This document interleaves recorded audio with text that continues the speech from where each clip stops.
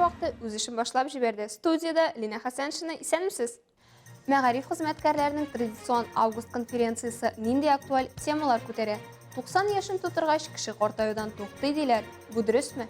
Татнефть компаниясы Яшьләр комитеты кубогына оештырылган турнирның җиңүчесе кем? Бу һәм башка темалар турында мин һәм яңалыклар вакыты иҗат төркеме сөйләшәбез. 25 августта Әлмәттә мәгариф хезмәткәрләренең традицион август конференциясы узды. Очрашу Әлмәт муниципаль районы мәгариф милли проектын тормышка ашу кысаларында оештырылды. Фирая Юнусова тулырак.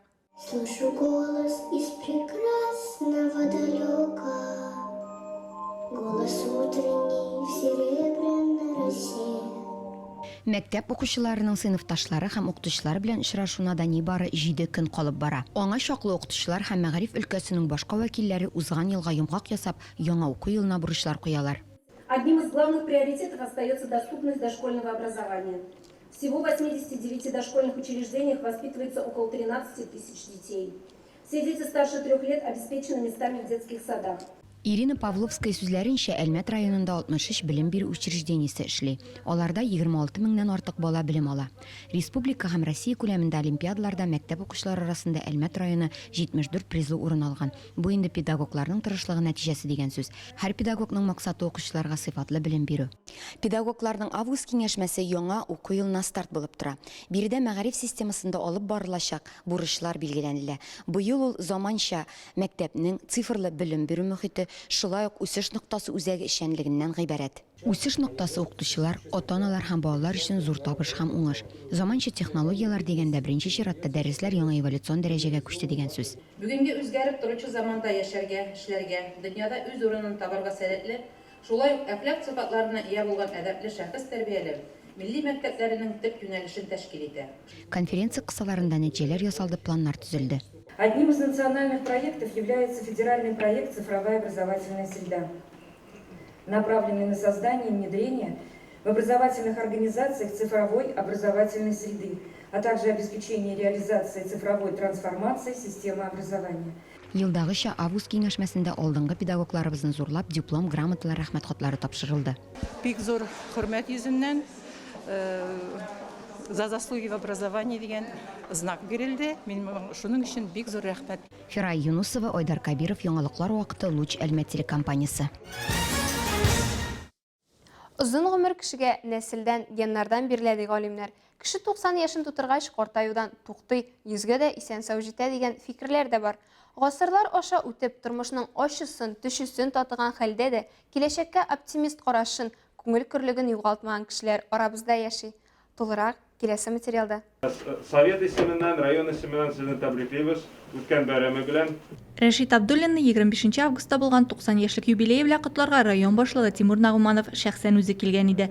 Аның чәчәк бәйләмен, истәлекле бүләген һәм Россия президенты Владимир Путинның котлау хатын юбиляр шатланып кабул итте. Юбилярны шулай ук районның ветераннар советы рәисе Василий Самойлов һәм социаль яклау идарәсе начальнигы Рөстәм Гараев та котлады. Гомер бәйрәме котлыйм. Именно бу думкага, менә бу комплект прилагается. Исәнлек, саулык сезгә. Рәшит Абдуллин 1931 елның 25 августында Баулы районының Яңа Шүте авылында туган. Алар гаиләдә 8 бала үсә. Ул 4нче сыйныфка кадәр үз авылында мәктәптә яхшы билгеләргә генә укый. Аннары 5 километр ераклыкта күрше авылга укырга йөри. Хезмәткә мәхәббәт шул вакытта эшли башлагач уяна. Сабанда сөрдем, конихым эшләдем, атлар аша торга курмыйга атларны күтәртеп асып куя идек. Урман кистек, нигә урманда яттык 10 көн. Чәчүен чәчтек. Лабагырык белән урдык. Төрле өлкәләрдә эшләгәннән соң 3 ел армия хезмәтен үти. Кайту белән танышы Татбурнефтька эшкә чакыра. Анда ул 40 ел эшли. Гомере буе тормышны сөеп, хезмәтне яратып яши. Аллага шөкер, бәхетле. Аллага шөкер. Ну, эшләдем, конечно, аның тынгысыз булды эшләр. Бик артык авырын күтәрмәдем инде, күтәргә, конечно, шунлыктан мин әлгә хәтле яшәгәнмен дип уйлыйм. Алсунуриева, Айдар Кабиров, яңалыклар вакыты, Луч Әлмәт телекомпаниясе. Анна Глазкова да бүген күркәм юбилейын бәйрәм итә. 90 ел эчендә ниләр генә күрмәгән, ниләр генә кичермәгән. Ачлы туклы үткән балачак, Авыр хезмәткә җигелеп үткән яшьлек еллары ошы сугыш хәсрәтләре күңелендә тирән яралар калдырса да, аны нык иткән, кырыс җилләргә каршы торырлык көч өстәгән. Ул бүген һәр яңа туган көнне шатланып яши. Всем спасибо. Спасибо. Дай Господь вам доброго здоровья Спасибо. и счастья. Тумышы белән Зәй районының Алкино авылыннан гаиләдә алар 5 бала үсә. Анна Глазкова 4нче сыйныфка кадәр укый, 9 яшьтән эшли башлый. Әлмәт шәһәре предприятиеләрендә дә, колхозда да эшләгән. Хезмәт стажы 50 елдан артык. Анна Глазкова ире белән 4 бала, 3 ул һәм 1 кыз тәрбияләп үстергән. 10 оныгы һәм 16 оныгчыгы бар. Бүген бәйрәмен ул кадер-хөрмәт эчендә каршылый. Әлмәттә җәйлешләрне искә алдылар. 1944 елның 25 августында Муса Җәлил һәм аның 10 көрәштәше Абдулла Алиш, Гайнан Хурмаш, Фуат Булатов, Фуат Сайфулмөлеков, Гариф Шабай, Әхмәт Симай, Абдулла Баттал, Зиннәт Хасанов, Әхәт Атнашев, Сәлим Бухараев лицензия шәһәрчегенең Моабит төрмәсендә җәзалап үтерелә. Бу вакыйгага 77 ел тулды. Шул уңайдан калабызның Муса Җәлил һәйкәле каршында Әлмәт язучылары җыелып, әдипне һәм аның көрәштәшләрен искә алдылар. Җәлилчеләр арасында безнең якташыбыз Сарман районы Иске Кәшер авылы егете Зиннәт Хасанов та була. Ул Кызыл армиядә кече командир курсларын тәмамлап, лейтенант дәрәҗәсендә рота белән идарә итә. Әсирлеккә эләккәч, Идел Урал яшерен легионда элемтәче була. Музыкаль капеллада эшләгәндә листовкалар тараткан. Едлин һәм Берлин антифашист төркемнәре арасында бәйләнеш вазифаларын башкарган. Хәзерге көндә Батырны туган җирендә онытмаганнар. Мәдәният йорты каршында Зиннәт Хасанов һәйкәле ачылган. Урта мәктәп бинасында аның исемендәге музей эшләп килә. Зеленый фитнес проекты алдагы атнада шәһәребез күле буенча саптур оештырса, бу атнада шәһәребез халкы һәм кунаклары өчен беренче мәртәбә холли кичәсе узды. Бу чаралар барысы да бушка Татнефть җәмгыяте ярдәме белән үткәрелә. Бу чарада безнең иҗат төркеме дә булып кайтты. 3, 2, 1, Зеленый фитнес! Зеленый фитнес яшел фитнес проекты гаилә белән бергә ял итү урынына әйләнде. Бала белән бергәләп спортта чыныгу, ул әти-әни белән бала арасындагы мөнәсәбәтләрне якынайтып җибәрә.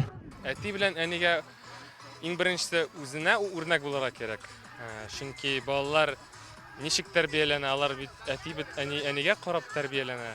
Ут әти белән әни әзрәк спорт белән шөгыльләнергә, үзеңнең сәламәтлегеңне ныгытырга, шуннан соң инде балалар әти белән әнигә карап, тоже ул юлга басачаклар. Мондый үрнәк юл баланы профессиональ спортка китермәсә дә сәламәт яшәү рәвешен тотарга тырышачак. Юлларда узган яшел фитнес проекты үзеңә ошаган спорт төрләре белән якыннан танышып, сайлау өчен кулай урын булды. Монда нәфис гимнастика, бию, футбол буенча мастер-класслар үтте.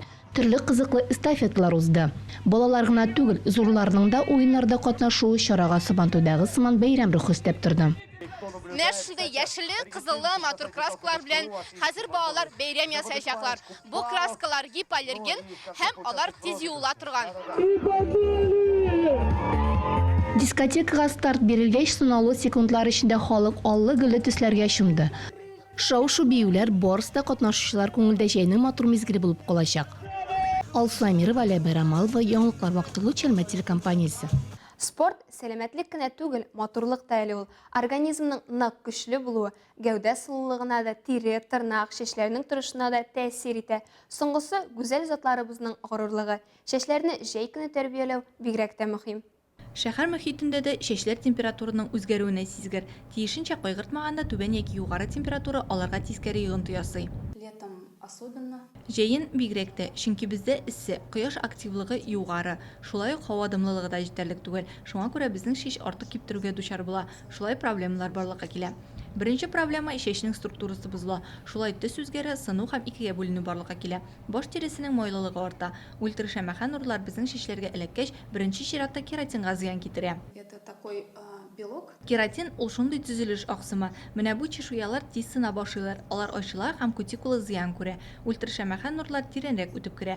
Нәкъ шулай чәчнең пигменты үзгәрә. Пигмент табигый һәм ясалма була. Соңгысы буялган чәчләр очрагы. Ультрашәмәхә нурлар йогынтысында меланин таркала. Кояш йогынтысы табигый яктыртуны хәтерләтә. Чәч төсне югалтып кына калмый, мунчалага ашап кала. Аны махсус чаралар коткарачак. они, знаете, проникают в кутикулу волоса. Если... Әгәр флюидлар булса, ул шеш кутикуласына үтеп керә. Эликсир тышкы яктан яклау бирә. Әгәр май сыласагыз, ул шулай ук шешнең кутикуласына үтеп керәчәк. Спрейлар уртача яклый. Крем майдан аермалы буларак, алар җиңелрәк, авырлык тудырмый. Көнбагыш майы, ши, кокос, арган майы һәм витамин Е. Алар кояштан саклау чаралары составына керә, һәм бу әле бөтен исемлек түгел. Силиконы тоже защищают волосы от воздействия солнечных лучей, да? Шулай ук чәчне кояш нурлары йогынтысына силикон да яклый. Гиалурон кислотасы, персик майы, макадамия майы да булырга мөмкин. Гомумән, составлар төрле. Иң мөһиме, составында спиртлы компонент булырга тиеш түгел. Урамга чыгар алдыннан чәчне үреп, койрыкка кыстырып яки панама астына яшереп чыксагыз, бу аларны саклауның идеаль варианты булачак. Алсу Нуриева, Ойдар Кәбиров, Олег Павлов, Яңалыклар вакыты, Луч Әлмәт телекомпаниясе. Кичә кич юбилейный спорт сарайында Татнефть компаниясы Яшьләр комитеты кубогына оештырылган турнирга нәтиҗә ясалды. Җанатарлар өчен айрата кызыклы булган уенны без дә күреп кайттык. Татнефть компаниясының Яшьләр комитеты кубогына турнир 23 августта башланды. Барлыгы СК Варяги, Спутник, Ладья, Лок 76 командалары катнаша.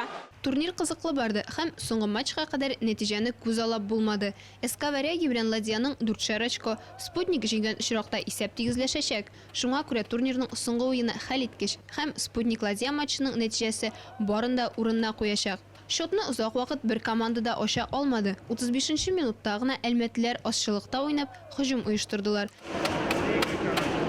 Данила Семенов Семен Калининга пас биреп, соңгысы алканы көндәш капкасына кертә. Шундук диярлек талиятлар җавап кайтара. Соңрак алар тагын бер алканы кертә. За Спутник, я же с Альметьевска. Я тоже. Здорово. Скажите, пожалуйста, впечатление, как тебе игра? Очень хорошая. За любимую команду, за Спутник и за Нефтяник 44 года хожу. Я болею за альметьевский хоккей, а вообще за красоту хоккея. Россиянең атказанган тренеры һәм спорт мастеры Рөстәм Абдулхаев Әлмәт Спутнигында 12 сезон чыгыш ясый. Хәзер ул Акбарс балалар яшүсмерләр мәктәбе тренерларының берсе.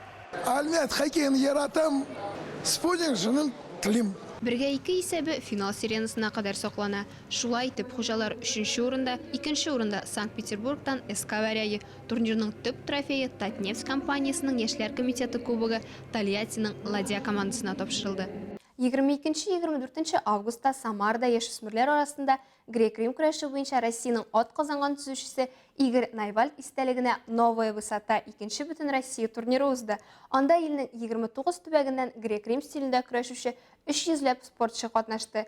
2 көн буена барган ярышларда 12 авырлык категориясында 47 җиңүче һәм призер билгеләнде. Киеренке көрәш нәтиҗәсендә Әлмәт көрәшчесе Илья Зинуров 2нче урынны яулый. Тренерлары Эдуард Гаджиев, Данил Корнилов һәм Эдуард Джанвилян. Олимпия резервы спорт мәктәбе укучысы 71 кг авырлык категориясендә. Бу сезгә җиткерәсе соңгы мәгълүматыбыз иде. Мин Лина Хәсән һәм монтажер Олия Бәйрәмалова сезнең белән сау булашабыз. Исән-имин булыгыз.